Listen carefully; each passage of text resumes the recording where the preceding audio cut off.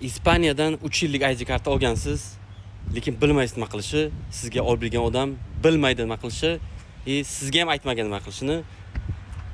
Agar sizda уже 3 oy yoki 4 oydan ziyod bo'lgan bo'lsa, yo'q, 1 oymi, 2 oymi qancha bo'lgan bo'lsa, lekin bilmayotgan bo'lsangiz nima qilishini shu videoning tagiga yoki direktga Ispaniya deb yozing. To'liq ma'lumot berib tushuntiramiz nima qilish kerakligini. Ispaniyada hozir qattiq tekshiruvlar boshlangan. Hamma digital nomad 3 yillik ID karta olganlarni hammasini tekshirishga qo'yganlar.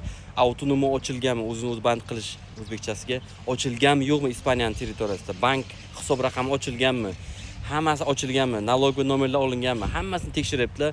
Olinmagan odamlar avtomatik xabarnoma bermasdan отказ qilib tashlayaptilar, bekor qilib tashlayaptilar. O'shaning uchun diqqat, boxor bo'ling, tekshiring. Bu videoni Ispaniyadan ID karta olib nima qilishni bilmayotgan do'stlaringizga обязательно yuborib qo'ying. Manfaatli bo'lsin.